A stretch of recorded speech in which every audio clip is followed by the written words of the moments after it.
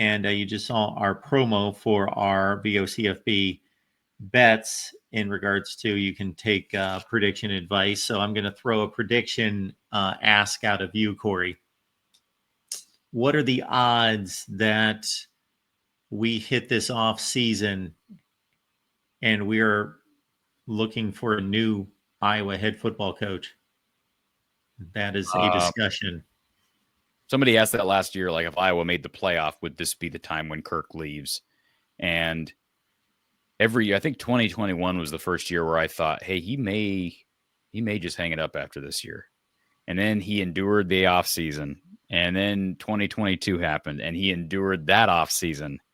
And then 2023 happened, and he endured the firing of his son. The more that has gone on over the last 4 or 5 years, I'm more and more convinced he's not going anywhere for a while. I don't think it matters if Iowa makes the playoff. Now, if they go win the national title, then sure, sail off into the sunset. Maybe that changes things. I don't think Kirk is someone who, when that time comes, will announce before the season so he can go on some long farewell tour. That's not how he operates by any means. But I don't think he's ready. I just don't think he's ready. And the only caveat there being, maybe he has some realization. I remember when my favorite tennis player, Andy Roddick, retired, and I listened to his. That's the one podcast. If I have extra time on my hands, I'll listen to Andy Roddick's Served podcast on YouTube. Pretty good podcast if you like tennis. And he's talked about the U.S. Open in 2011 or 2012 when he realized that was it. And he played his first round match, went to bed, woke up the next morning, and called his wife. He's like, I think I'm done. I think this is it. It was weird. And it caught me off guard.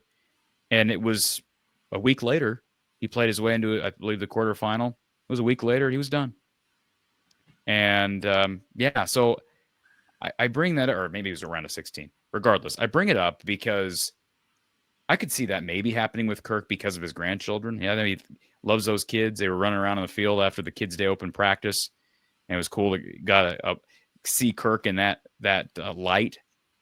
And they're still young. We're talking about Tyler Barnes and his wife's children. Of course, Brian's kids are, I'm assuming, out in California with Brian. I'm assuming the full family's out there now. Assume. So, unless that happens, I don't know what else would pull Kirk into retirement. I just don't. He joked around after the Kids Day Open practice. I asked him about Ryan Fitzgerald. I said, what's your relationship like with Pat Fitzgerald now that Ryan's a part of the program? And he said, well, it's better. I don't really have a lot of friends outside of this football office. And I always thought highly of Pat and Paul Christ. And everybody, oh, that's funny. I'm like, I listened back later, and I'm like, I think he's telling the truth. He really doesn't have a lot of friends outside of football. And that's not because he's not a likable guy. He's just not a real social butterfly. So he's not a golfer. I just don't know what he would do if he retired, besides spend a lot of time with his kids, maybe go out and watch Brian coach. But I don't see him doing that. I could be totally off on that. So my answer to your question would be, I'd almost give you the old Hayden Fryism. The chances are slim and none, and slim left town. I'd almost give you that one, but I would say less than 3%. Maybe even less than 3%.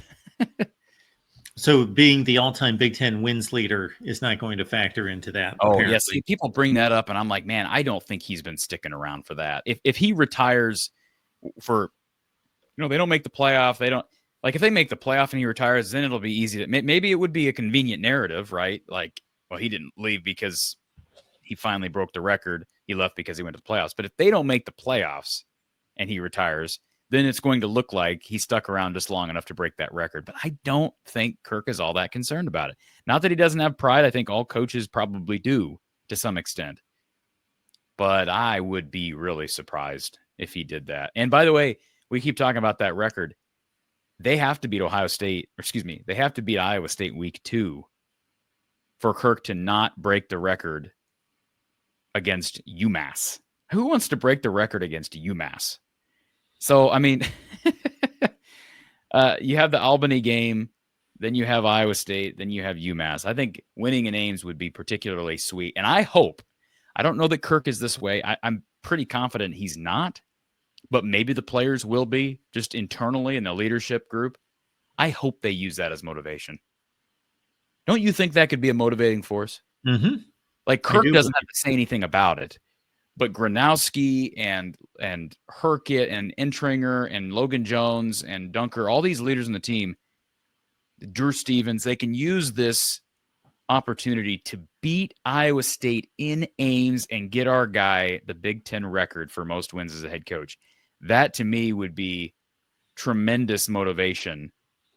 And I could see them, carrying them to a really impressive victory. And I think sometimes the extra motivators are sort of overrated, like the bulletin board material and, oh, this guy said this in pregame.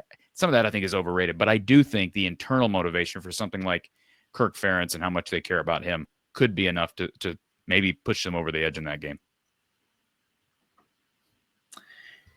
Yeah, they have to win the game, and then we will conjecture as to whether that was the key component. All right, folks, every Tuesday with Corey and myself. Meanwhile, from the Hawkeye of the Storm is the place to be to catch Corey, and you can follow us on over to the Big Ten Live show in just a few minutes on the main channel. So more Big Ten football talk in the next hour. But before we leave, Corey, anything in regards to your channel and what you offered this week? No, we'll have some camp observations, camp report coming out tonight. We posted some interview footage. We'll continue to pump out interviews that we nabbed earlier this month over the next week and a half before we approach game day. We'll have a show with Don Patterson being released where we preview the season. I'll come out with my season preview. I mean, it always creeps up on you too fast, and it does that every year. It doesn't matter where I'm at with coverage. It will always creep up on me, but lots of stuff